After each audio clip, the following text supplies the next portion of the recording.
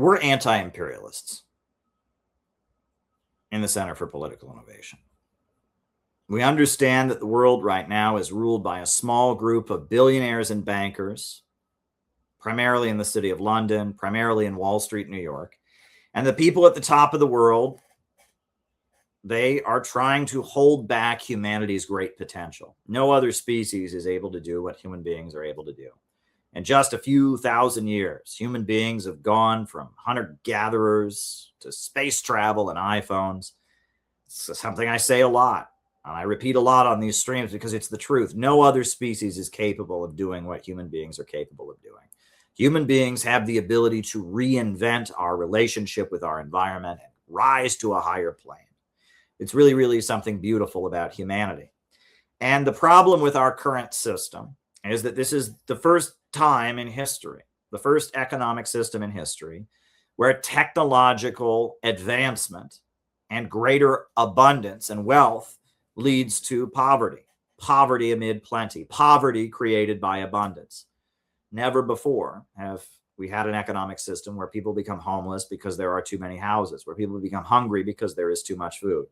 And we're now entering a prolonged economic crisis due to the fact that human creativity and brilliance has advanced even further. We should be living in a high-tech utopia right now.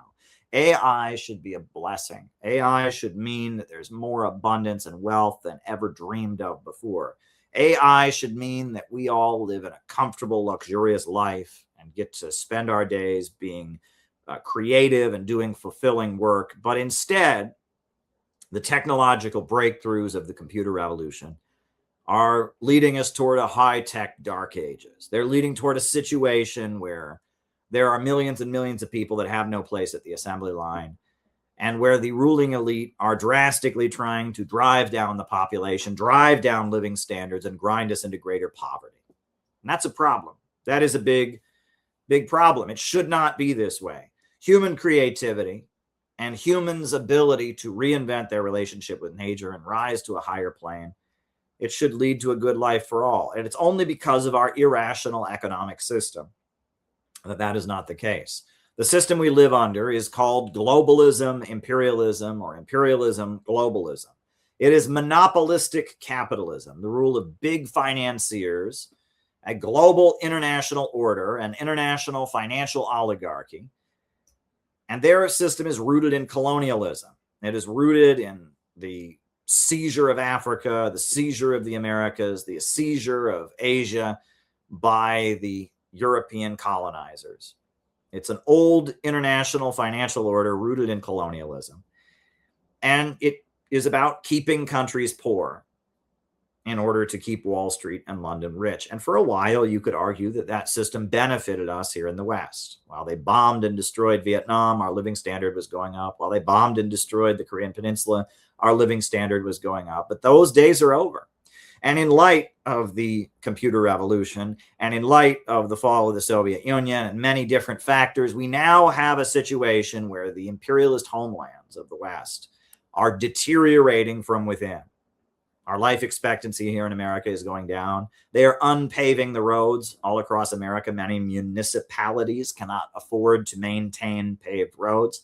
Our water systems are not working properly. Our water is not being properly purified. Our highways and bridges are crumbling.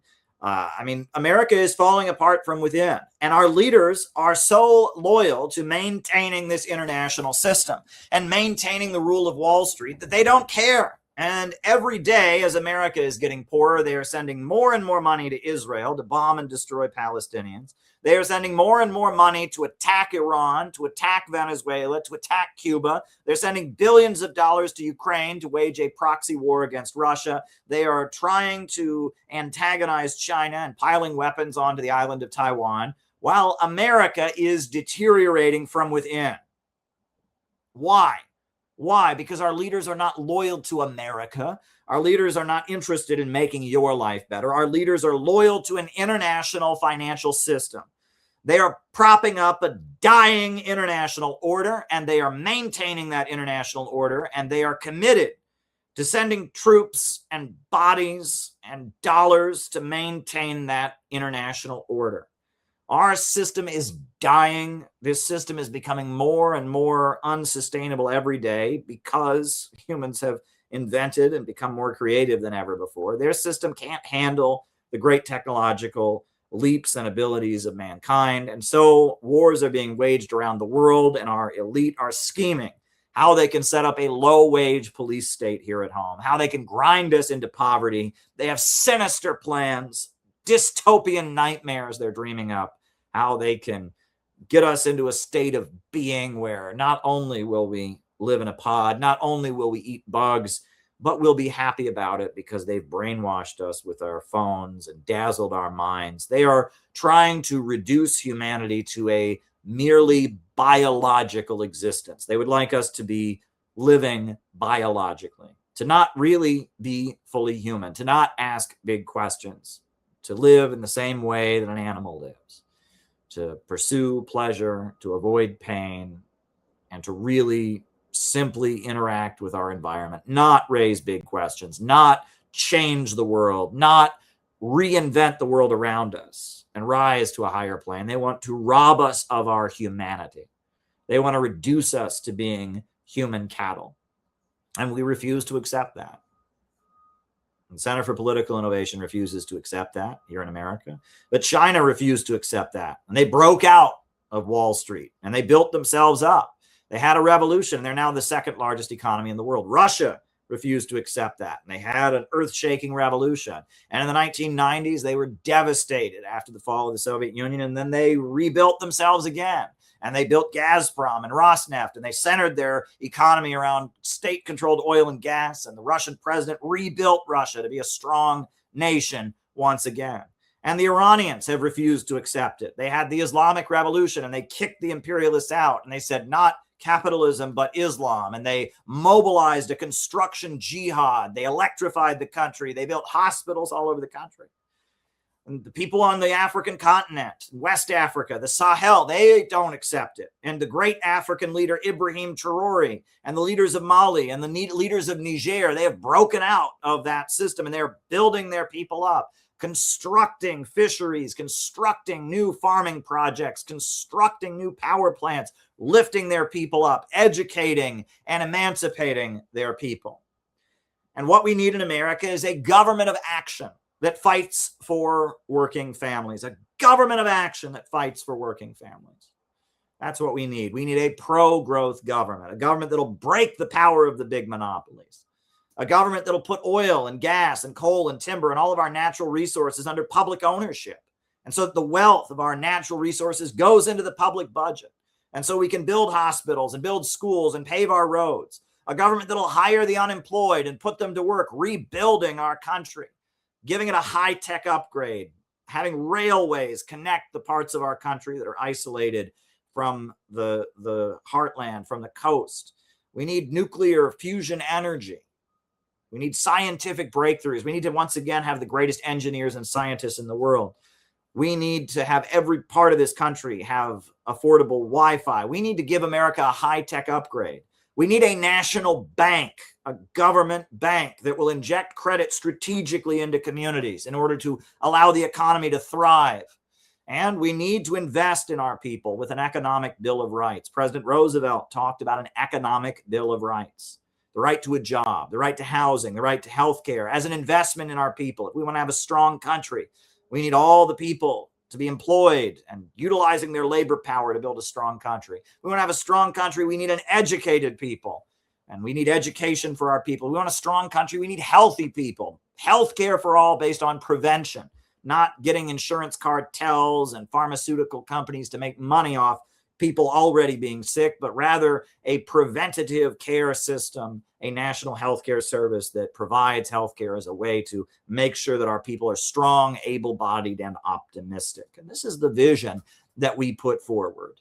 A government of action that will fight for working families, and such a government would enable small businesses to flourish. Such a government would enable people to become wealthy. Such a government would allow a prosperous middle class to flourish. And such a government would have to break the power of the big monopolies. The bankers would have to be smashed, and their grip over our government would have to be smashed. And the big monopolies in oil and natural gas, the big oil monopolies, their power would have to be smashed. And the power of the military industrial complex and the prison industrial complex, prisons for profit, would have to be smashed. And the real hardworking spirit of America, the people who want a better life, the real physical economy of America, the paved roads, the people who want just a better life for the next generation would have to flourish. We need a government that sees every child as an asset to the nation, as something to be invested in, as something precious to be cultivated. And our current leaders are Malthusians. They see every child that's born as a useless eater, as an unproductive consumer, as something that needs to be gotten rid of, as an obnoxious horde to be managed. The leaders of the satanic international order we live under now, they think human beings are the problem. We think human beings are the solution. They think human beings are merely another animal. We believe man has a godlike creative ability, a soul that no other species has, and has been gifted by God with the ability to be creative and reinvent our nature and our relationship with nature and build ourselves up. And that godlike creative power, that spark of divinity within the human soul, needs to be celebrated and cultivated and allowed to flourish. We need a government that invests in people, a government that unleashes human creative power, a government that rationally organizes the economy in order to have unlimited growth and expansion. We need a government of action that fights for working families. That is what we need. And that's what we're committed to at the Center for Political Innovation. We are a unique project, and we're not communists and we're not socialists, because what communists and socialists and what the people who won the elections in New York State, the New York primary sweep, the DSA, the Democratic Socialists of America, what they believe in and what we believe in are not the same. The Democratic Socialists of America largely do believe in the Malthusian concept of overpopulation. They believe we need to have less because there are too many people in the world. The Democrat Socialists of America largely believe that there should be the violent overthrow of the government in Iran. Maybe they don't support Trump bombing Iran, but they want to pull off a color revolution and destabilize Iran. The Democrat Socialists of America are full of Ukrainiacs and fanatics that want to send billions of dollars to antagonize Russia and kill people in the Donbass region, right? So that we have big differences with the Democrat Socialists of America. We do, and there's no reason to pretend otherwise. But our biggest difference is in our overall vision. Because in America, if you talk about socialism and communism, you don't get a conversation about everything I just spoke about. Right? You don't get a conversation about should we have a government of action that invests in people and cultivates economic growth. You don't have that conversation. Instead, you have a conversation about should the government make everyone equal or not? Should we get rid of income inequality? Now, you can put aside what Marx wrote and all of this. And, I used to argue with people about what socialism really means. I'm not interested in having that argument anymore. But I'm not interested in making everyone equal, because the only way that you can make people equal is by eradicating scarcity and eradicating poverty. The only way you will have a world in which there is equality and equal opportunity for all is having a world where there is vast abundance for all. You cannot create equality in poverty. And if we've learned anything from the 20th century, I am the first to tell you the Soviet Union had amazing successes in building huge power plants, in raising that country up. But I'll also tell you that there were some big problems in the Soviet Union, and there's a reason that the Soviet economic and political system is not returning. And in China, they learned very hard during the Cultural Revolution, you cannot make everyone equal in poverty. In Cuba, they'll tell you we love Che Guevara. Che Guevara, Ernesto Che Guevara, the Argentine-born revolutionary, was a hero. And he fought for the Cuban people, and he fought in Bolivia, and he fought in the Congo. But his economic policies in the early 1960s were not good.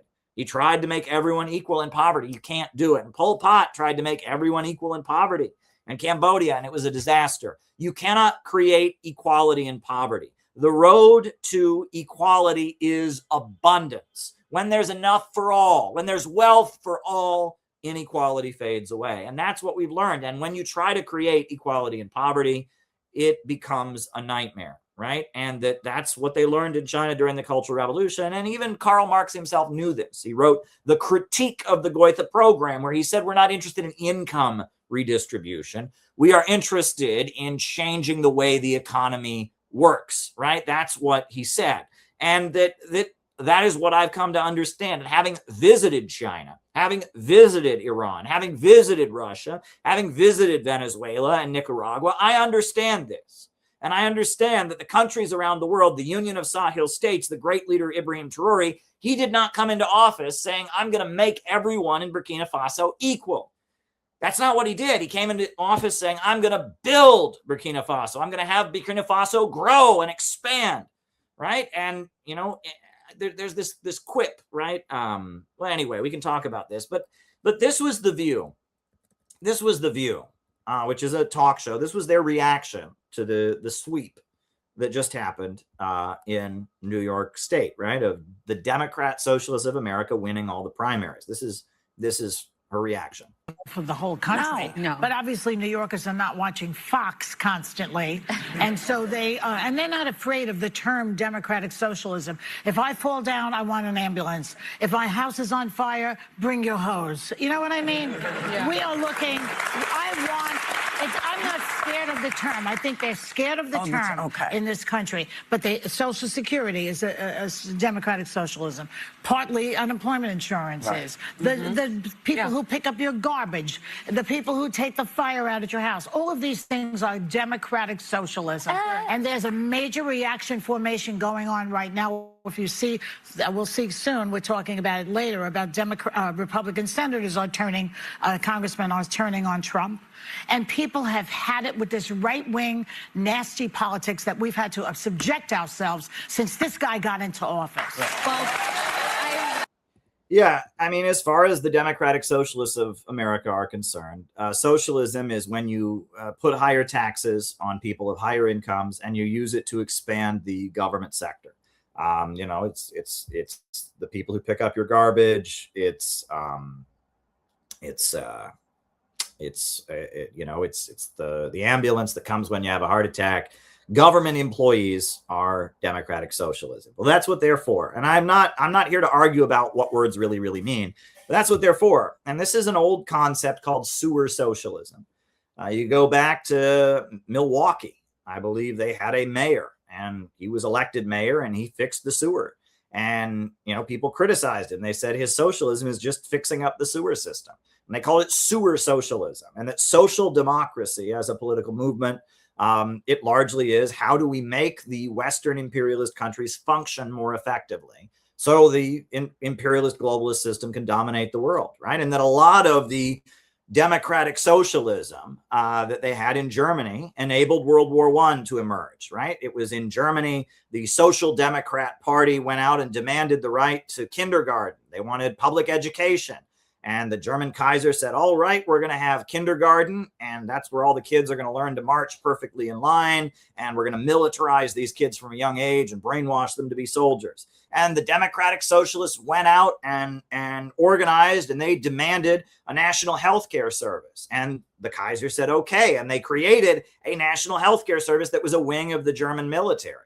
And the reason Germany was emerging as an up-and-coming imperialist power that could rival the British and the American imperialists was because of social reforms, of sewer socialism. That was a mechanism for stabilizing imperialism. And even though the socialists of Germany very much said, you know, we very much never will support a war. When World War I broke out, it was the Social Democrats, Karl Kautsky, and Schneiderman and Ebhardt. They told workers to go and die for Germany. And in Britain, they had the Labour Party, and the Labour Party had also been socialistic and anti-war, and they told workers to go and die for the British Empire. And social democracy, the theory of social democracy is the notion that the state should organize the economy a little bit in order to make imperialism work effectively. And that is largely what the social democratic movement has been. However, and this is why I don't want people to misconfuse me here. I think it's very possible that we could have DSA people get elected who, under the right circumstances, would do everything that CPI wants. And politics is not about identity. And it's not about what you identify as. It's about the balance of forces.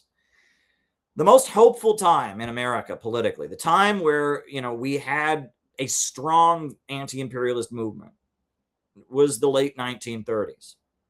Our greatest president was named President Franklin Delano Roosevelt. And President Roosevelt created Social Security. He created unemployment insurance, and he was a builder. And he built LaGuardia Airport, and he built Key West Highway, and he built huge power plants all across America during the Great Depression. And he aligned himself with the labor unions, and he ultimately aligned the United States with the Soviet Union to defeat Hitler. And this was his speech that he gave in 1936 when he was running for re-election. This was at Madison Square Garden during the 1936 presidential election. They had begun to consider the government of the United States as a mere appendage to their own affairs. And we know now that government by organized money is just as dangerous as government by organized mob.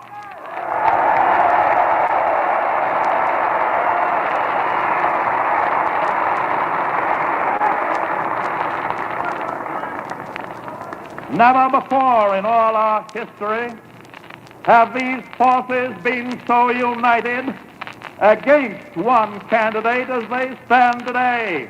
They are unanimous in their hate for me, and I welcome their hatred.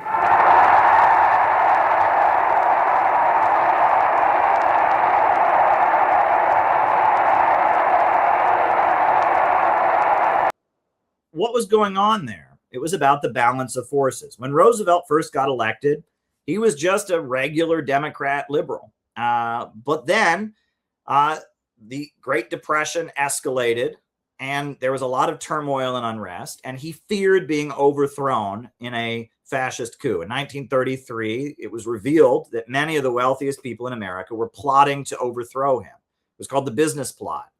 And he feared being overthrown. And with Hitler rising in Germany and Mussolini in Italy and a lot of fascists wanting to come into power, he was forced to enter an alliance with the Soviet Union and with the working class in order to stay in power. And because of his alliance with the working class, Roosevelt did many amazing and great things. And it was about the balance of forces. And this is what people need to understand. When Obama was first elected, there was a story that was floating around and got told a number of times, and people got frustrated by the story a little bit, right? It's like fireworks happening outside my window. But people got frustrated with this story, but I don't think this was a bad story, and it was a true story. A. Philip Randolph, who was the leader of the labor union, the Brotherhood of Sleeping Car Porters, it was the largely African-American union of railroad workers. He met with Roosevelt at the White House, and he had many proposals for economic reforms that could make life better. And Roosevelt famously said to A. Philip Randolph, he said, "I agree with you. Now go out and make me do it." Now, what did that mean? Go out and make me do it. Well, it meant that Roosevelt, in order to get those reforms, there would have to be a mass movement in the streets demanding it. That Roosevelt, in order to create Social Security, in order to create unemployment insurance, in order to align with the Soviet Union against the Nazis during World War II, there had to be a mass movement of people that were willing to demand it. And it was only on the basis of a mass movement, aligning with a mass movement, that Roosevelt was able to do anything he did.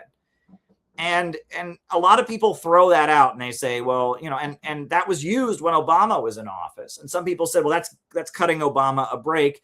Maybe it was, but at the same time, it was true. If there had been enough of a mass movement, Obama may have been forced to do things a lot differently. And that it's about the balance of forces. Folks, I will tell you, as much as I don't agree with the DSA, and I have a different political background and line, I believe it's very possible that DSA could have been different. When AOC first got elected, I didn't denounce her the way other people did.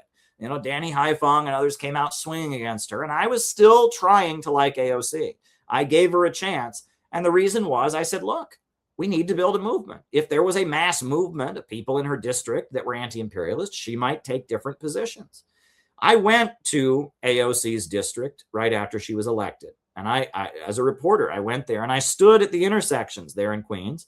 And all day long, I stood there asking people, what do you think of the fact that your congresswoman is a socialist and that she believes in socialism?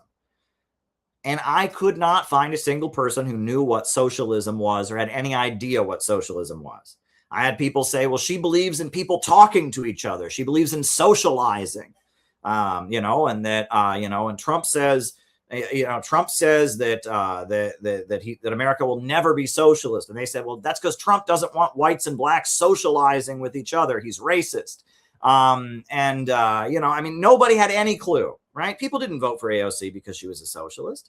I found very, very few people that knew anything about DSA, that knew anything about socialism, knew anything about politics. They voted for AOC. And I learned why they voted for AOC by going to her town halls. I went to at least 2 of her town halls, might have been 3 right before the pandemic. And I went to her town halls and I saw who was there. And it was largely working families, largely families of color, Latin families, Black families, and they brought their kids. And she walked in and it was, look, you can grow up to be an important political figure. You can grow up to be a leader. You can be successful like this woman. And she would walk in from the back of the hall and say, where are all my little scholars, the future of our country? And she was there, and it was purely identity politics. She defeated the incumbent Democrat with some old corrupt white guy.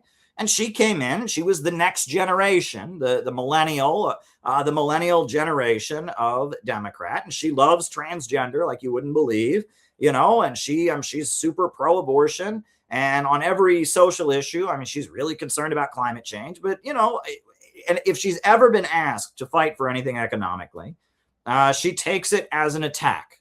And that's when I ultimately broke with AOC, was when AOC responded to Jimmy Dore and his call for her to force the vote. When the USA was shut down because of the pandemic and we were having a national health crisis, and she said she believed in Medicare for all. Jimmy Dore, who had supported her, who had brought her on his show and interviewed her, said she should force the vote and have an up-down vote in Congress about Medicare for all. And she responded to him calling on her to do that as if he had committed a crime. And the DSA machine went into overdrive, canceling and smearing and defaming Jimmy Dore, because God forbid she actually fight for what she said she was for. And they did the same thing after AOC and all of them were elected. There was a movement for the Medicare for all marches, right? Go out and make me do it. And they called for people to get in the streets and march for Medicare for all. And the DSA machine went into overdrive, defaming the Medicare for all marches, calling them Nazi, calling them white supremacist, outrage that Republicans were participating. There was one Nazi in the state of Kentucky, not even a current Nazi, a former Nazi who wanted to speak at a rally, and he ended up not speaking, but they made a big deal. Oh my God, they allow Nazis to be, and the Medicare for all marches were treated like a crime against humanity by DSA. And, you were not going to be able to make AOC do it. She didn't want you to make her do it. And that the DSA at this point, because of the balance of forces, is just kind of an expression of the kind of liberal think tanks, the color revolution apparatus, if you will, that a lot of people who go to college and they study gender studies, they study race studies, they study sociology, they get hired by George Soros or the Open Society Institute or the Albert Einstein Institute or one of these various foundations, and they go and they do activism around the world to overthrow governments like the Islamic Republic of Iran or like the Syrian government, to destabilize countries in the name of LGBT rights, in the name of women's rights, in the name of labor or whatever, right? There's this color revolution apparatus, this social justice apparatus that's been created by the CIA. And a lot of young people who go into liberal academic fields get hired into it. And so they have kind of a leftist perspective, but their goal is to destabilize and overthrow anti-imperialist governments. Their goal is to help Wall Street run the world. They're very concerned about climate change. They're really into degrowth, and we got to have less. And, you know, this is the synthetic left, if you want to call it that. Wokeism is not Marxism-Leninism. Wokeism is not the Soviet Union. And that's one of the things the right wing says, that they don't know what they're talking about. Wokeism is a pessimistic movement that largely serves imperialism, but does so with kind of progressive sounding language. In the 60s, 70s, and 80s, if you were talking about gay rights and you were waving a rainbow flag, you were probably on the far left. That is no longer the case. The LGBT movement is the American establishment right now. You know, I mean, there's a lot of language and a lot of left-wing things that were at once part of communism or part of movements that might be anti-imperialist. They're not anymore. And the Democratic Socialists of America is an expression of the Rockefeller think tanks. It is an expression of the Eastern establishment, the Ford Foundation, the Eastern establishment, the more strategic wing of imperialism that is thinking long-term. How can we maintain the dominance of the Western system in the long term? How can we implement a Malthusian degrowth agenda? How can we stabilize capitalism with government regulations? How can we do that? And in order to do that, we're going to build an army of activists, of people in the Peace Corps and people in the Ford Foundation and people in, you know, various groups that'll be an army of activists that'll kind of force degrowth onto the world. And their enemies are conservatives who believe in big business. The conservatives just want to make money. A lot of the old right wing, the John Birch Society, the lower level capitalists, the industrialists, they just want to make money and they don't want any regulations. And that's been the divide in the American ruling class going back generations, between those who just want to make money and want to make lots of money and the New England Eastern establishment that has a long-term vision for maintaining imperialism. And I wrote this very book about it, The Divisions in the Ruling Class. This is one of my pamphlet-sized books on this topic about the division between the ruling class, et cetera. And that's where DSA comes out of. But yet, if there was a real mass movement that they had to negotiate with, things could be different. And it's that whole go out and make me do it phenomenon. But, you know, Gloria Steinem is one of the founders of DSA. She was the voice of American feminism, right? And she's still to this day on the national board of DSA. And she is very open about the fact that she is a CIA plant. I mean, she was the voice of feminism in the 70s, the founder of Ms. Magazine. But before that, she was a CIA agent who infiltrated communist groups. And she went to the World Youth Festival, the Communist Youth Festival in Vienna, and with Brzezinski and Barney Frank and others, she pretended to be a leftist, and she set off smoke bombs, and she sabotaged the World Youth Festival. And she describes this in an interview. She talks about how that's what she was. She was a spy for the CIA, infiltrating student leftist groups. That's what she did before she became the founder of DSA. The CIA start, and in what fashion? Did they come to you, or did you go to them? In 1958, when I came home from India, I discussed with student leaders, past and present, many of them active with the National Student Association, this kind of small foundation to encourage Americans to go. They thought it was a good idea, too. I was then told by foundations and professors and friends that I should not do this, that I would get in trouble with the House Un-American Activities Committee, the American Legion, all of those 50s people. And I became convinced that it was impossible.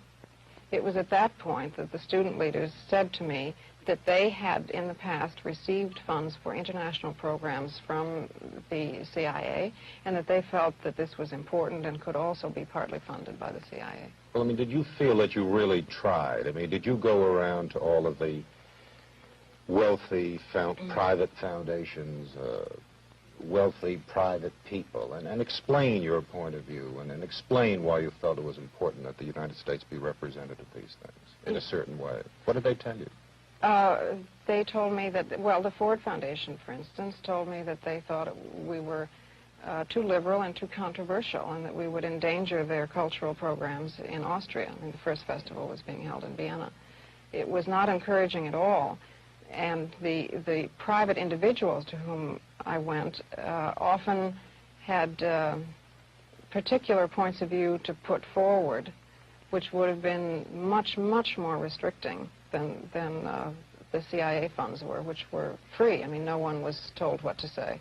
What do you mean they were free? You mean to say it was easier for you to work for the CIA than a private organization? That's right. And the reason I think that comes as a surprise, as it did to me at the time. I mean, I had the conventional liberals' view of the CIA as a right-wing incendiary group, and I was amazed to discover that this was far from the case, that they were enlightened, liberal, nonpartisan activists of the sort who characterized the Kennedy administration.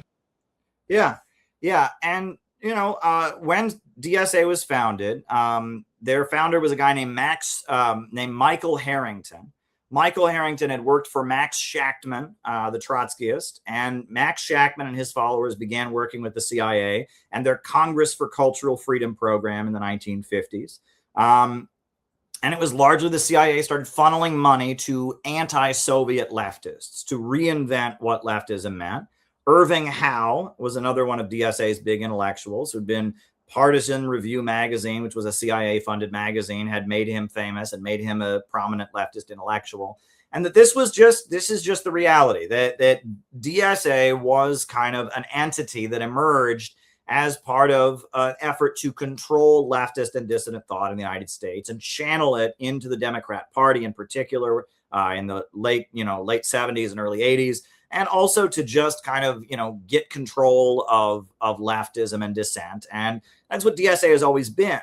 And, what they advocate, I mean, they're very open about it. They don't advocate a government of action that controls the means of production and, and all that. They believe socialism is the post office. Socialism is taxing people a little bit more. And that's what they are. That said, though, in the context of some kind of real mass movement, and in the context of all kinds of people being, aware of what it is we really need and understanding anti-imperialism, they can be pushed.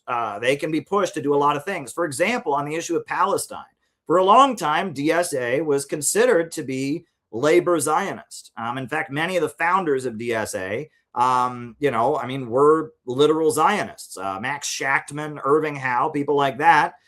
They were of the old school of thinking, kind of the early years of Israel, when Israel was pitching itself like it might be a giant socialist commune in the desert or something like that.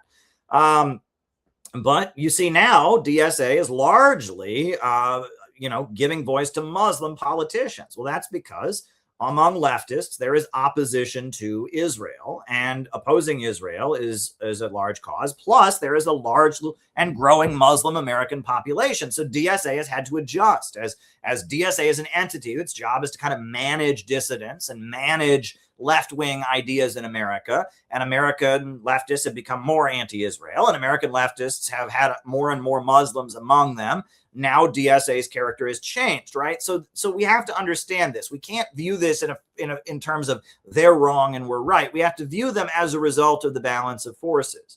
And DSA is what it is, and they're winning this sweep in a way. It shows, especially in New York, that Israel, the American people, are goddamn tired of Israel. Democrat, Republican, or whatnot, we're all goddamn tired of the Zionists and how they control our politics. And we're sick and tired of it. And we're sick and tired of being called anti-Semitic for daring to stand up to them and daring to oppose them. We're sick and tired of having our government bought lock, stock, and barrel by people that are loyal to a genocidal government. We're sick and tired of it. And there's no question about it. And people can see how blatant the Zionist control is. And as the population gets angry about it on the left and on the right, there's an effort to at least give some voice to that opposition. So this isn't totally bad. It's not bad that DSA won, but it's not good. It's not the revolution either. These are complex situations. And ultimately, the only answer is we have to build a real anti-imperialist organization. We have to build the Center for Political Innovation. That's the only answer. We must get our ideas out there. We must educate. We must intervene, as we have done so effectively. That's really what needs to be done. And this shows that this is our moment. Now, there's another aspect of this I want to touch on. So as DSA is rising and winning elections and winning Democrat primaries, another organization is collapsing, is falling apart. And that organization is the Party for Socialism and Liberation, the PSL. The PSL. And the PSL is crashing and burning. Their Brooklyn members all resigned over the weekend, and their manifesto about why they resigned is going around on the internet. And I at first I wasn't going to comment on PSL's falling apart. DSA and PSL have been kind of arguing with each other and going back and forth for a while. But PSL, their response to DSA's ascendancy is that they're falling apart. Well, why is PSL falling apart? PSL is falling apart. The Party for Socialism and Liberation is falling apart because they don't offer anything different than DSA. They are basically the same as DSA, except they have anti-imperialist baggage, right? If you go to a PSL event, whatever the latest trendy liberal cause is, whether it's Black Lives Matter, whether it's transgender, they're chanting about it. Whatever the latest trendy liberal cause is, PSL is talking about it. PSL was started by Sam Marcy. All right, it was started by Brian Becker, but Brian Becker was a mentor of Sam Marcy. And Sam Marcy was this elderly communist born in Ukraine who lived in New York City. And during the 1960s, he built kind of a collection of young teenage radicals called Youth Against War and Fascism. And he was the leader of the Workers' World Party. And it was very trendy and hip back then to go protest and such. And so among the young protesters, there became a group of people called Youth Against War and Fascism that was led by Sam Marcy, this guy. And Sam Marcy was an anti-imperialist. He supported China, he supported Cuba, he supported the Soviet Union, where he was born. And he was an anti-imperialist. And among the young hippie counterculture youth, he built this kind of anti-imperialist street fighting group. This was Sam Marcy. Pursuit of revolutionary defeatism. That's very succinct and all-embracing position that Lenin had, that left no loophole out for any compromise formula against the war. Now, see, with us, we say, no, we want the defeat of U.S. imperialism. We cannot say it as clearly always, but that's our position, see.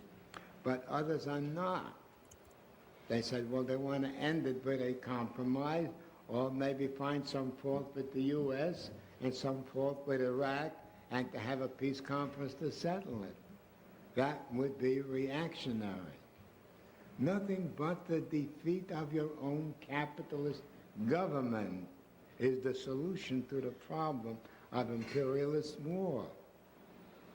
And this very plain and formula became the slogan of the working class.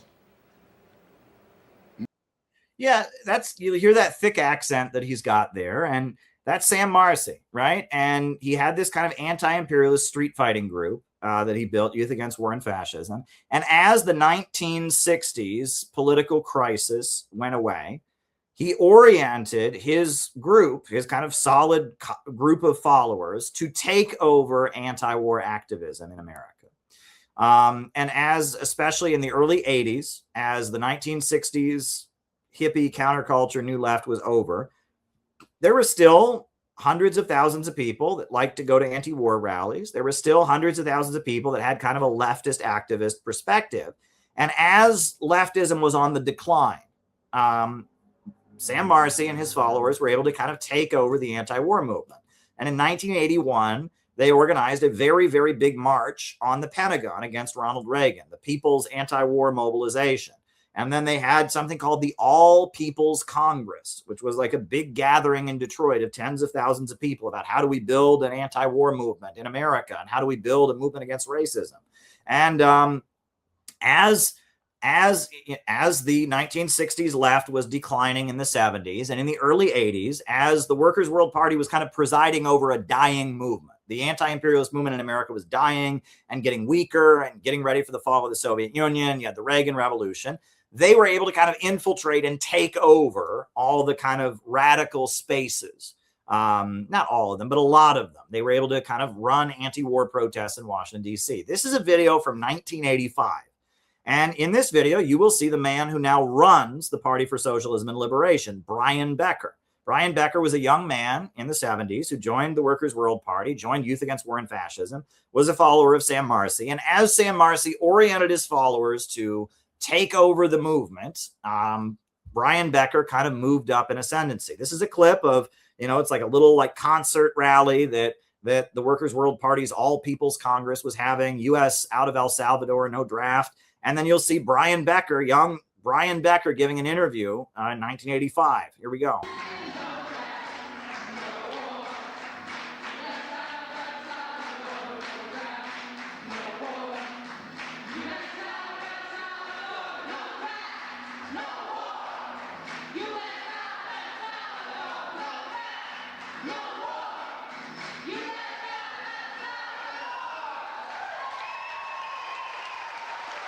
In 1981, in response to the escalated U.S. war drive in Central America, particularly in El Salvador, we were organized as a response to the Reagan war buildup, trying to bring to bear great public pressure on the Reagan administration to slow down the war drive.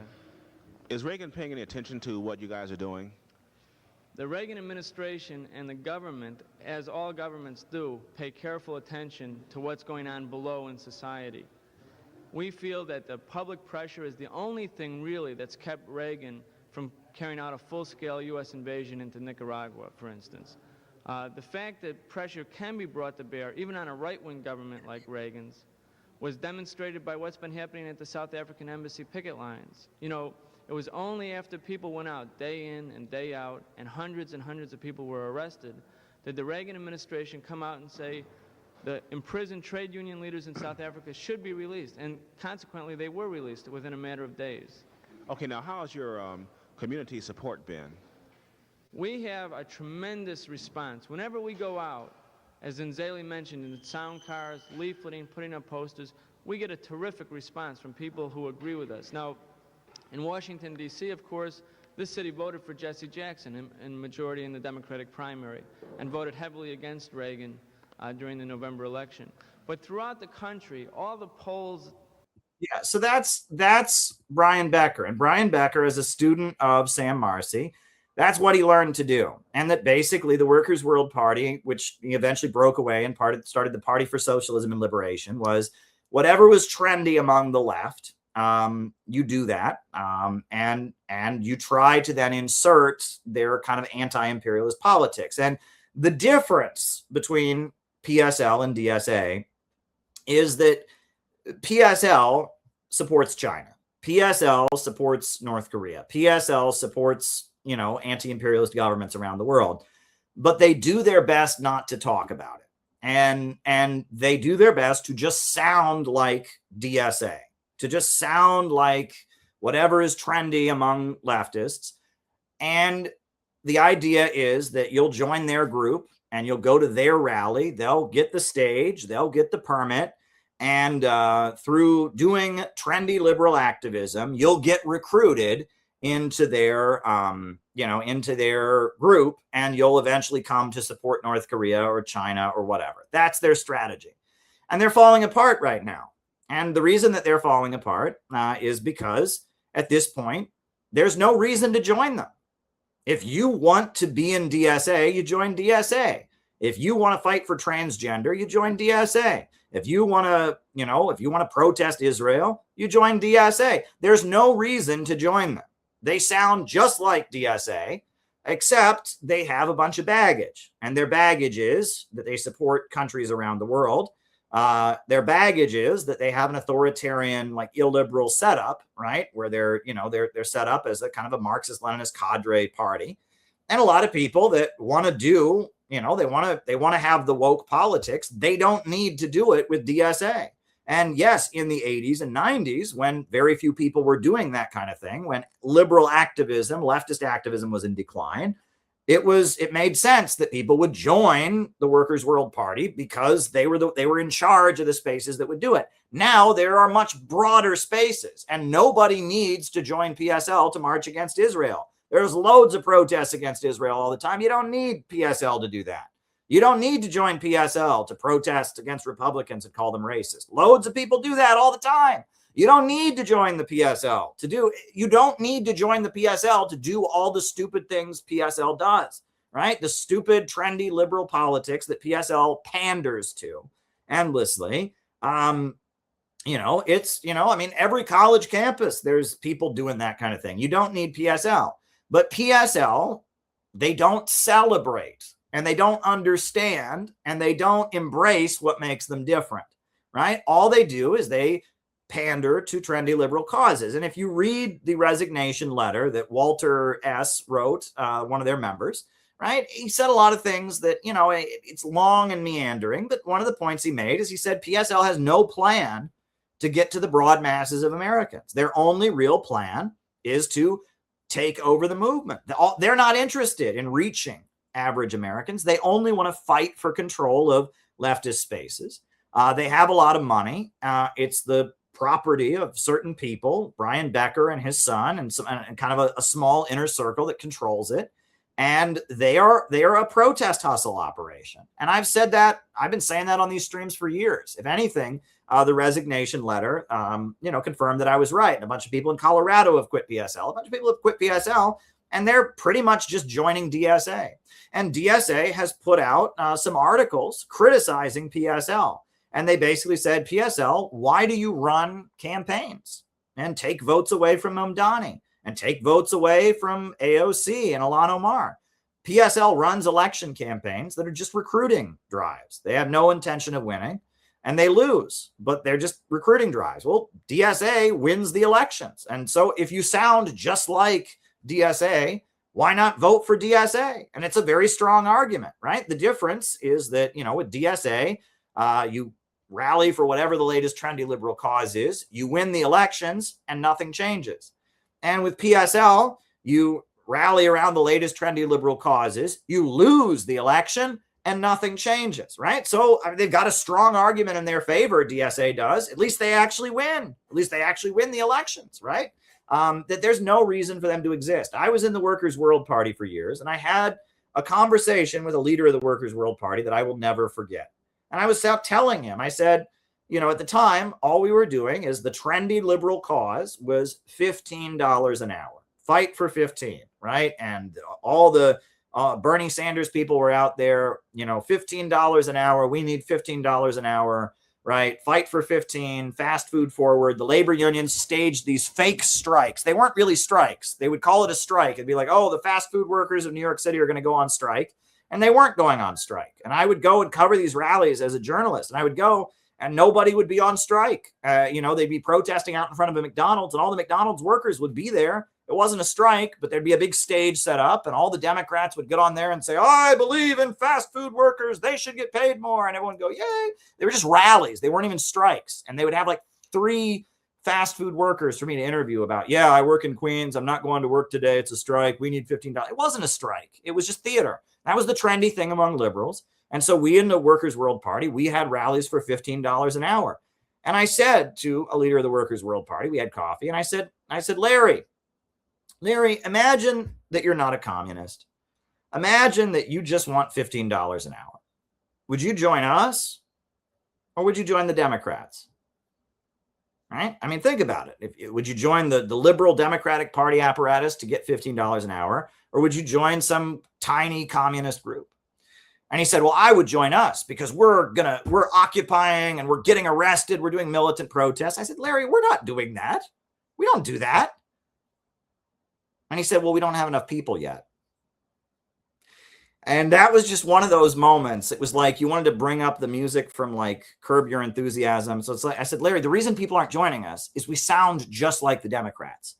And he insisted, no, we don't, because we're doing all this militant stuff. And I said, no, we're not. Well, if we just get more people. And it was like, bum, bum, bum, ba-da-da-dum.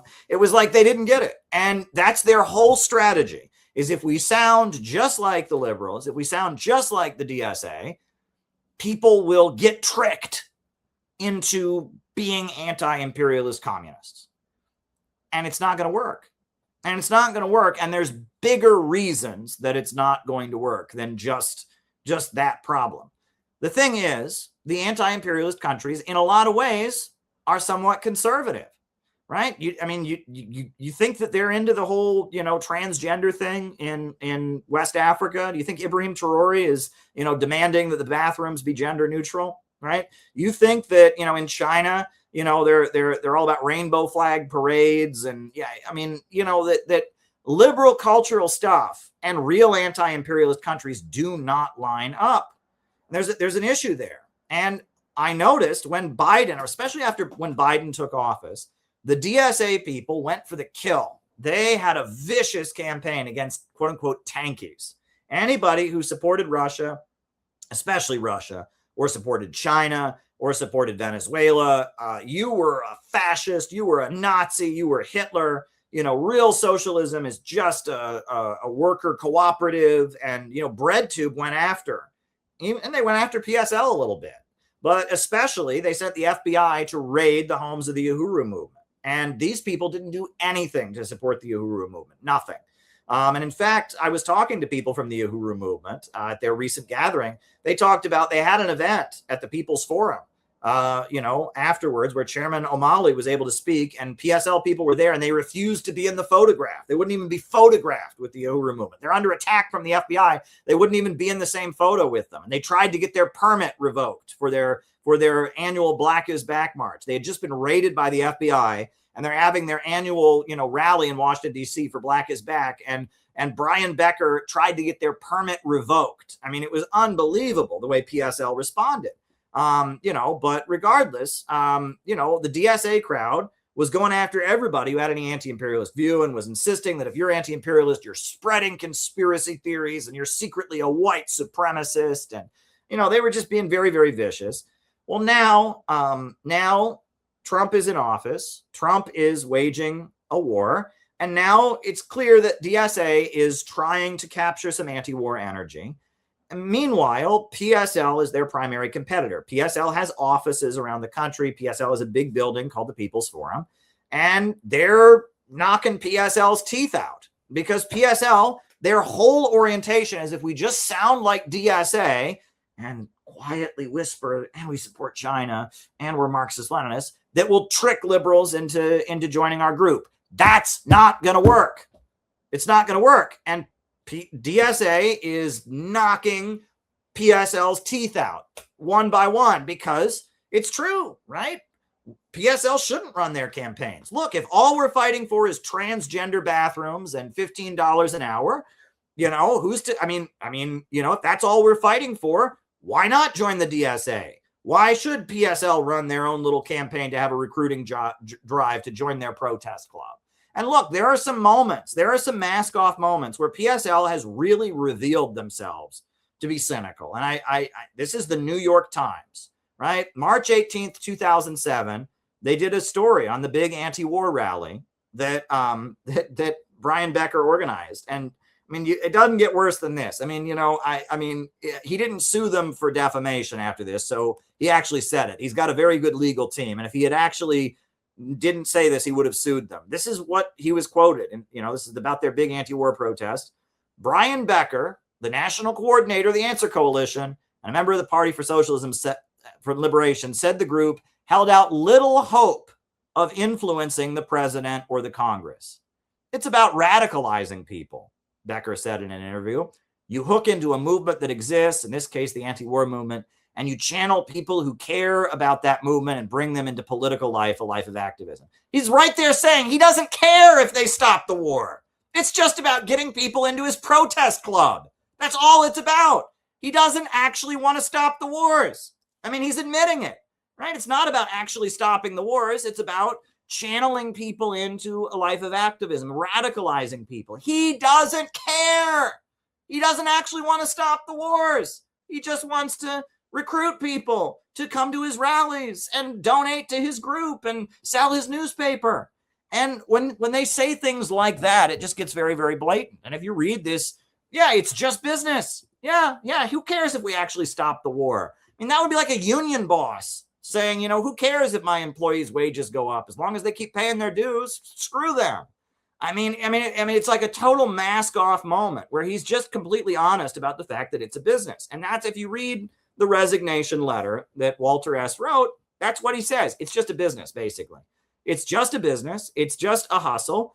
And they're not interested in anything but, you know, hustling and controlling dissident spaces.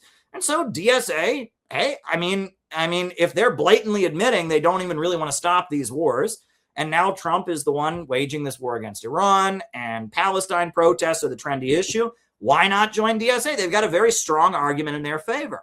But the thing is, at the end of the day, this is our moment as CPI.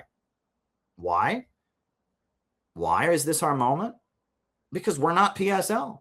We're not pretending to be DSA, and we never have. Right? We're not trying to trick liberals by saying, oh, we think the same thing as you and we support China. We're not doing that. We are an illiberal movement.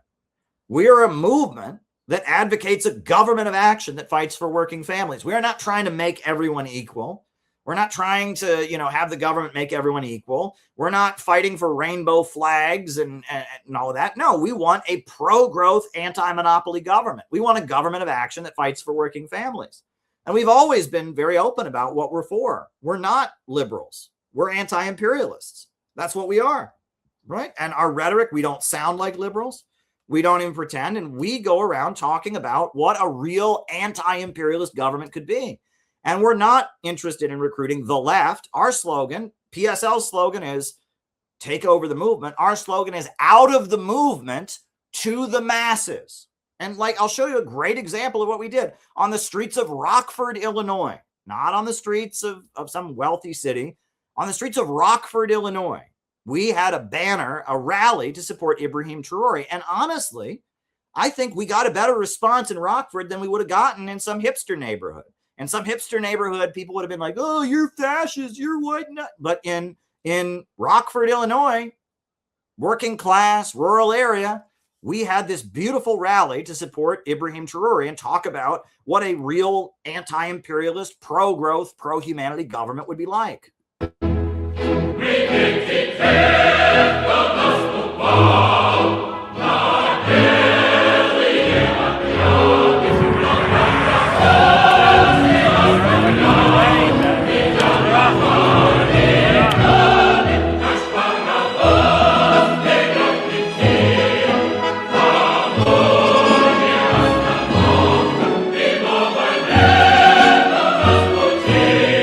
In Rockford, Illinois, and we're here to say that Ibrahim Traore is right and AFRICOM is wrong. Hands off Traore! Hands off Africa! Hands off Traore! Hands off Africa! Hands off Traore! Hands off Africa! Hands off Traore! You know, today we're speaking about Ibrahim Traore, all the good things he has done. He is actually a leader that's provided true inspiration, not just for his people of Burkina Faso, but for everyone around the world. Are in the belly of what is happening around the world. We get up, we go to work, we go home, we get online. We pretend like we don't know, but we do know. We feel the crushing imperialist boot on our necks, and can we get it off? Yes, we can! Yes, we can! Fuck yeah! Fuck yeah! We can! Yes, we can! Don't let them stop you. Ibrahim Traore is the president, Ibrahim Traore, the traditional president of Burkina Faso. I think he's a remarkable leader for the whole world. Whenever I see him, I'm really compelled by him. Taking hands off of Ibrahim Traore, and we're representing the Center for Political Innovation because we want economic development. We don't want degrowth. People are liking it, huh? Yeah, I want people to be receptive or at least curious. And I think if we take an example like this, and stand up for countries like this and learn from it, we too have a better prosperity, not just for ourselves now, but for generations to come. So unique and so different from the various other leaders of the world. He's amazing to me. Down with NATO! Down with NATO!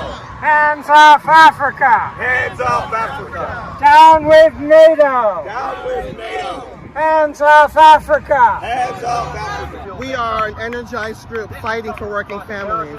We are an energized group fighting for the world. We want this message to get out to everyone, far and wide, to get off your butts, to make it happen. We are one because we are in this fight together. We've got Africa's Flame, the Ibrahim Traore, the current president of Burkina Faso, who's doing beautiful, amazing things, building up the country for his people. They kicked out the French. They formed an alliance with Mali and Niger. Security defense, economic defense. Traore is leading an agricultural revolution. They are training soldiers to be farmers. They're training farmers to be soldiers. And he's a Muslim. And it is now a crime in Burkina Faso to stir up religious division that undermines the unity of the country. So we're supporting a real role model here. Let me tell you a little bit about this man, Ibrahim Traore. This man is not only a leader for Burkina Faso who cares about the people of Africa and the people of the world, who's standing with Russia, who's standing with the people of the world against U.S. imperialism. And it's because that he's doing that they've made so many attempts on his life. I would be willing to put my life on the line for him, to protect him, because he's, you know, he represents hope. He represents true hope and progress in this world, and you know, I pray to God that nothing happens to him. And my question is this: where does value come from? Where does value come from? They want you to think value comes down from the sky. They want you to think value comes from Wall Street derivative ripoff schemes. They want you to think value comes from Facebook likes and shares and hits. They want you to think value is magical. But the answer to where value comes from is within you. It is within you. It is your human labor power and your creativity. That is the source of all wealth in this world. Yes. And if we want to have a strong economy, we need to invest in human beings, invest in people, invest in children so they grow up and get an education and become strong and powerful and effective and smart. We need to invest in communities. We need to invest in families. That is the future. Freedom. I think of economic growth. I think of someone who truly cares about the needs of the people and not the top 1% or the top 0.01% or whatever it is, you know, which is the rest of the world seems to be focused on in the West anyway. We need economic development for everyone, not just for the people at the top. And that's the kind of system we're living under, why people are struggling so much. We are here to proclaim that we will not be stopped. We will not let the imperialists threaten us. We will not let them intimidate us. We are CPI and we are here to fight for Africa. Yeah. Like you guys in the US, ourselves in Australia, we're being held back by big finance, and we need to have a government of action that fights for working families and ordinary working people. Investing millions and millions of francs to revamp stadiums and hold games for youth sports so they can be healthy and strong and they can build an identity of their own in working together. Ibrahim Traore was a soccer player himself, and he just held a very friendly game with other professional soccer players, and he won 3 matches. How about that? Go Traore! Go Traore! Let all nations have self-determination and develop peaceful relationships, peaceful trade with each other, and innovate and share that innovation with each other so that we can live in peace, prosperity, and harmony, because there is plenty to go around. This is the model of what can be here. You must fight. You must get up. You must be brave. Don't let them tell you that your words have no meaning, that they'll throw you in jail if you speak up. The more of us that speak up, what happens? Then more speak up, and more speak up. Don't let that frighten you. Get off your butts, do something about it. Fight for a future that you want. We need a world where people refuse to take advantage of the downtrodden. We need to take an alternative road, because the road we're going is leading us to nowhere but to oblivion. And this leader in Africa is a leader who understands that. And that is why he is investing in his people. He is providing free health care to mothers in the hospital. He is providing university education to his people. Not only is college free, but while you're there, you get a stipend, a paycheck, so you can focus on your studies. You don't have to work. Imagine that. The young people of Burkina Faso, in a way, are richer than all the young people in America. You go to college in America, you're going to be in student debt for a year, 2 years, 3 years, 10 years, 20 years. In Burkina Faso, not only do you not go into student debt, but on top of that, you get a paycheck while you're there so you can pay your bills and focus on your studies. He is enabling millions and millions of people to rise up from poverty, to launch their own farms, to pave their roads. Fisheries are opening up. Pineapple orchards are opening up. This is a pro-growth president who invests in human beings and invests in his people. There's nothing more important right now happening in the world than what's happening right here in the belly of the beast, in the belly of imperialism. Can we make this happen? Yes. Yes, it can happen. What we need is a win-win situation where we can find an economic system where deals or contracts whereby what makes America prosper also makes our trading prosper. Better world is possible, but understand, if we don't believe that, if we listen to those who tell us that nothing is possible, then that's what we will get. We will get nothing. Hands off Africa! Hands off Africa! Hands off Africa! What can I say about imperialism other than the fact that it is a crushing force that is now taking its way from the tentacles of the United States and around the world, sucking the resources from other countries, impoverishing them, degrowing them, crushing them, making sure that they can't become everything that they have dreamt of being. Organizations such as the Center for Political Innovation is critical to spreading the awareness, the knowledge of leaders such as Ibrahim Traoré. And right now we don't have a government that invests in people. We have a government that invests in destroying people. A government that invests in bombs and tanks and weapons and prisons for profit. A government that defends drug cartels. A government that arms terrorist groups. And that is not the way forward. There's a small group of very, very rich people who sit at the top of the world. And they've decided that the only way they can keep their throne, keep themselves at the top, is to stop human progress. And they're wrong, because there is no limit to growth. There is no limit to growth. Human creativity and brilliance is unlimited. And we can build and we can construct. We got books! We got books! I saw two cars pull up at the stop sign, and then they had their lights, they were flashing to get our attention. And then I saw a fist come out, and then I was like, oh yes, there's somebody who absolutely understands what we're doing. And then I saw a woman come out, and she started honking her horn, and then I didn't know there was a car behind her, and then we just started cheering.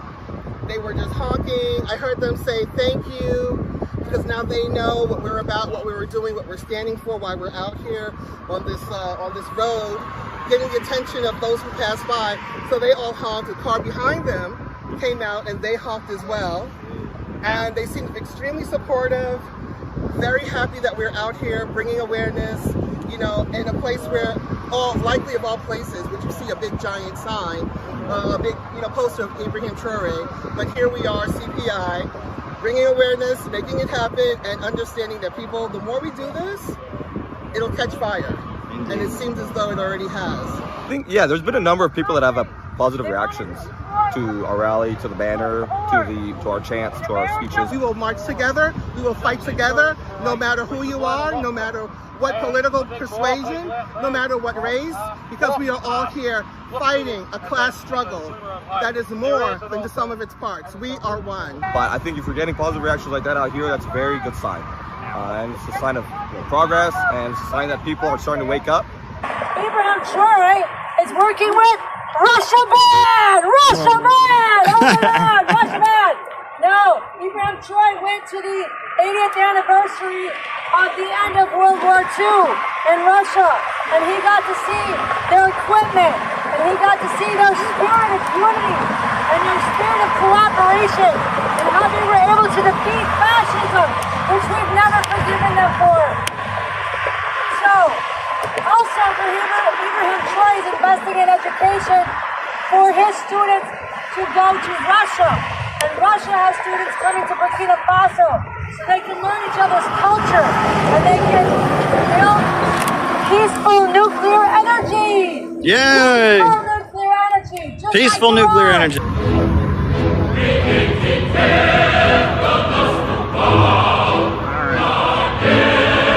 right.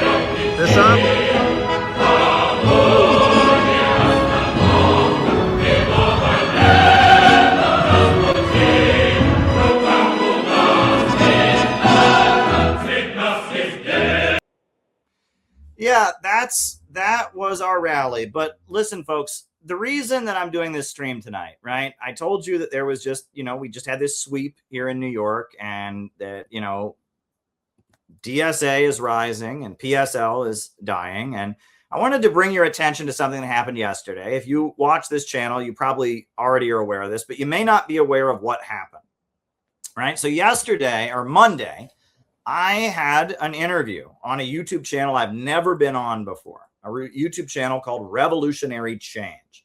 It's run by Peter Hager and Jen Perlman. And they had me on the YouTube channel, right? They had me on the show.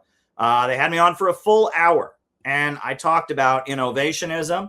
And I talked about, basically everything I talk about on here. Having a pro-growth government, Zionism. I talked about the synthetic left. I talked about all of it. But here's the thing. It was great. They had me on, and they know my work. They sent me a nice email. They want to have me back on their show. It was really, really great. But who did they have on before me? Cornel West. Dr. Cornel West was the guest before me. It was an hour with Cornel West and an hour with Caleb Maupin. Now, that's big. That's a really, really big deal. And Cornel West is not where we're at politically. I mean, his wife is very, very big in trying to overthrow the Iranian government. He has said that Ukraine and Palestine are the same, and he's tried to equate the Palestinian resistance with the U.S.-backed Nazis in Ukraine. And Cornel West is a founder of DSA. He's probably their most famous member. So the most famous member of DSA was on the podcast for an hour, and then they had me on for the next hour. That's a big deal, folks. That's a big deal. And let me make clear that we're not opposed, right? If DSA were to pivot in a better direction, that would be a good thing, right? When President Roosevelt aligned with the Soviet Union to defeat fascism, that was a good thing. But the only reason that happened was because the Communist Party of the United States was a massive organization that Roosevelt had to align with a real force in society. When he did that, he wasn't aligning with people who had certain ideas. This 1936, the year that Roosevelt gave his "I welcome their hatred" in Madison Square Garden, this was another event that also happened in Madison Square Garden. This was the Communist Party's National Convention.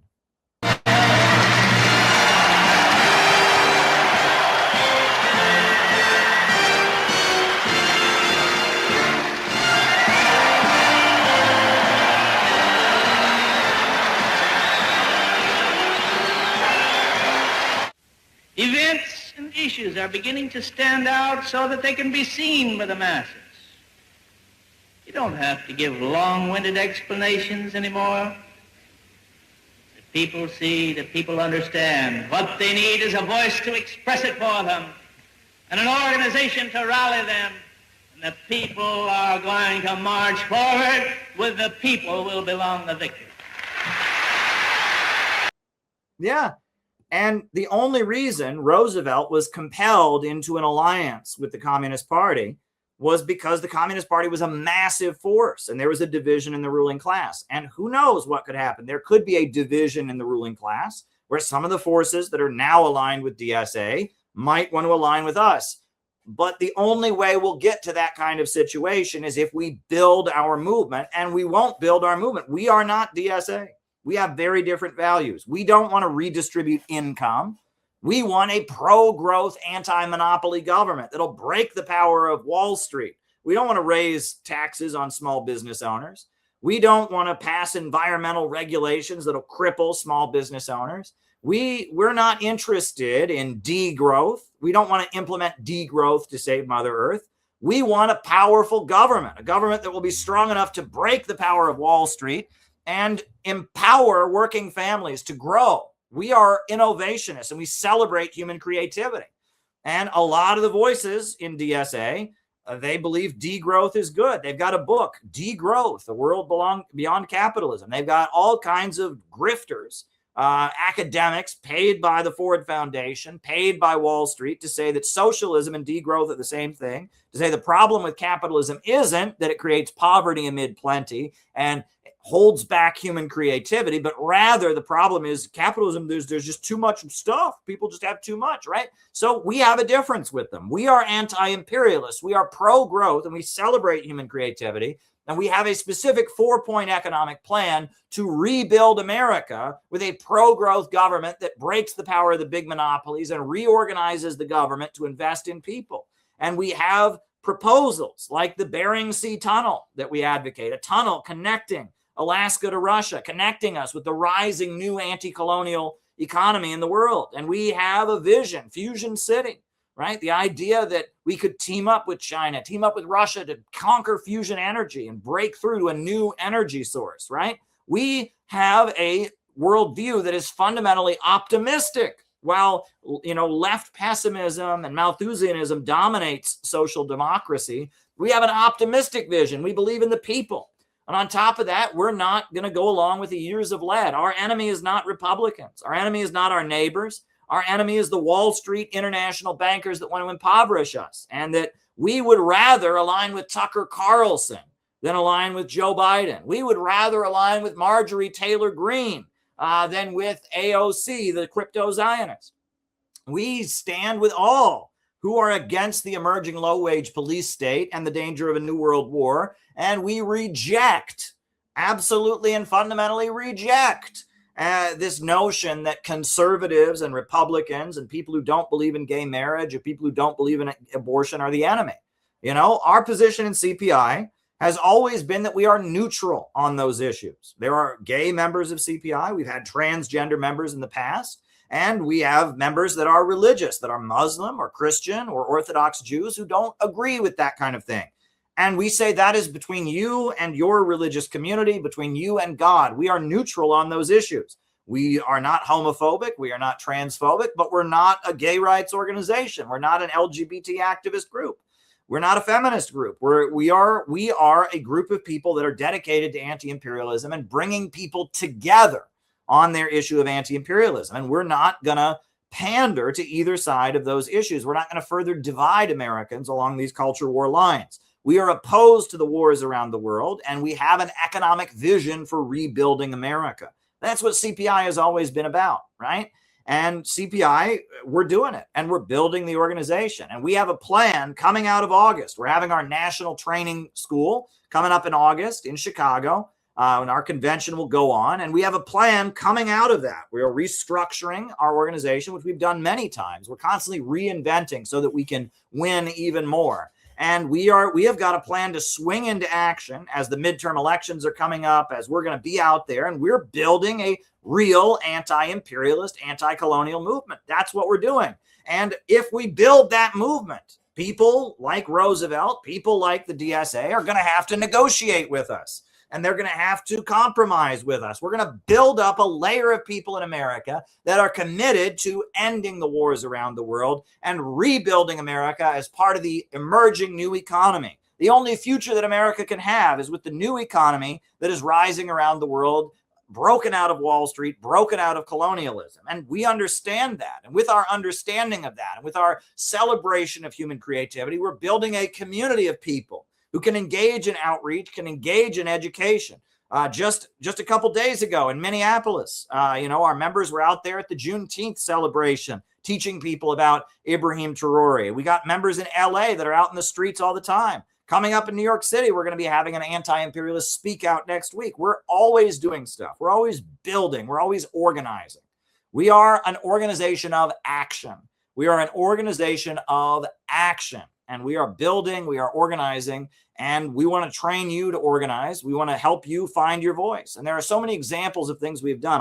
I was on with Matt Weinglass yesterday, and we talked about it. In this book, right, Imperialism and Anti-Imperialism, I've done a media tour about this book. Talked about this book with Kim Iverson. Talked about this book with everybody. I've been going around and promoting, and we're building, right? It's happening. We have got an exciting project in the works. We are the anti-imperialist movement of America. And don't you believe it? And there's a reason that they're bringing me on to podcasts with Cornel West. And there's a reason that we are connected around the world in the way that we are. People take us very, very seriously. On the one hand, the ruling class has always been more scared of us than anybody else. right? I have been singled out like you wouldn't believe. They made a documentary on Netflix, and they used me as the face of the bad guy. They had me when I was shouting, right? 2012, or 2013, I was in front of the White House, and there was some anti-Assad, people, and I shouted at one of them, "You are a terrorist murderer." And they made a documentary on Netflix, an awful pro-imperialist propaganda documentary. And they used me. They used my face as the image of the bad guy. And they showed me shouting, "You are a terrorist murderer." They showed me saying that multiple times in the film. There's a reason, right? I have been on Mossad's hit list for a long time.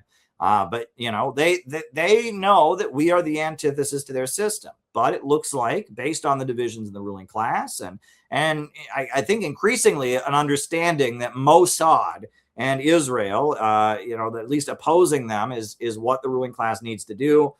There is some interest in us in different spaces. But at the end of the day, we just have to build CPI. CPI is the answer. CPI is the answer, right?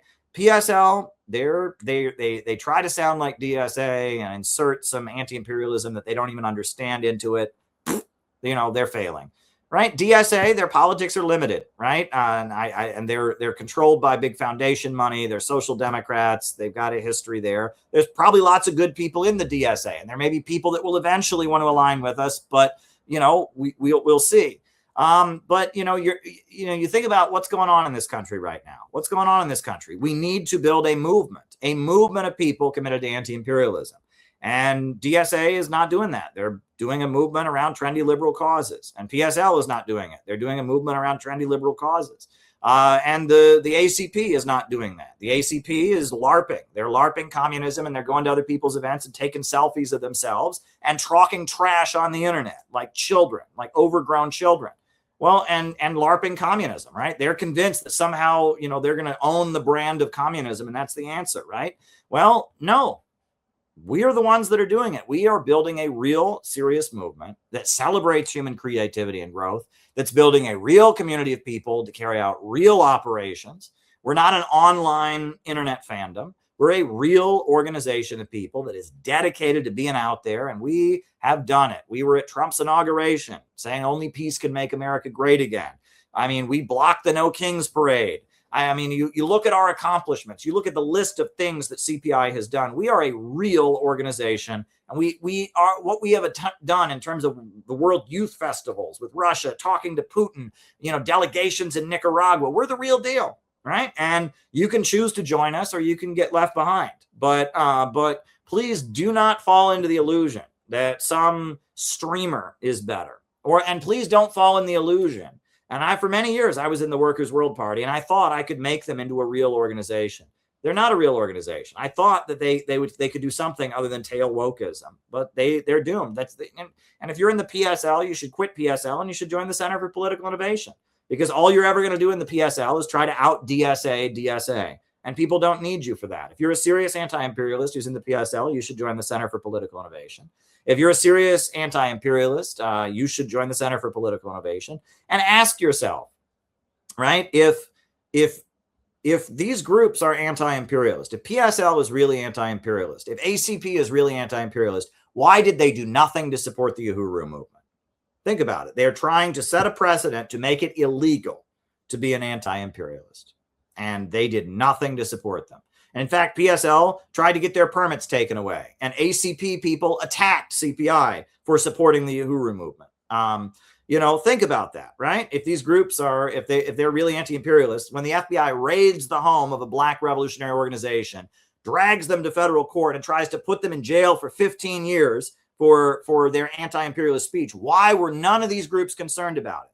And even though we have a completely different perspective, especially on the U.S. working class and race relations, than the Uhuru movement does, regardless, we were for them like nobody else. And they've praised us for how much we have been there for them. Why weren't they there for them? Why wasn't PSL there for the Uhuru movement? Why wasn't ACP there for the Uhuru movement? Because they're frauds. That's why. They're frauds. They're not really anti-imperialists. And DSA doesn't even pretend to be anti-imperialists, right? DSA, at the time that the Uhuru movement was targeted, the DSA social media apparatus was waging a war against anti-imperialists. Well, PSL pretends to be anti-imperialist. ACP pretends to be anti-imperialist, but they're not there when it matters. They were not out in front of the federal courthouse in Tampa, Florida. They weren't there. They did not raise the issue with Russian President Putin. They were not there for the Uhuru movement because they're not serious. They're frauds, right? They're frauds. Brian Becker admitted he's a fraud. ACP, trust me, I've met some of those people face to face. They are not serious anti-imperialists. They don't care, right? They're Trotskyists, right? I'm telling you, either join CPI and get involved in CPI or don't. There are very few people that are playing an anti-imperialist role in America right now. Very few of them. CPI is it, right? And, get involved or don't, right? We're not trying to win a popularity contest. We're trying to build a real organization and a real movement. That's what we're trying to do. And that's the only thing that's going to get us out of this. We're not going to get out of this with podcasts. We're not going to get out of this with clicks and likes and shares. We need to build a real anti-imperialist movement. Last year, we had our convention in Chicago, because Chicago is a city in the heartland, right? And it's going to be the capital of a new America when we have a government that is investing in the heartland of America. Instead of the Washington, D.C. on the coast, we're going to have, a capital in the American heartland. And last year we did our convention. We did the 7-day program. This was the video that we put together of everything we did last year. We're getting ready to do it again. This was last year.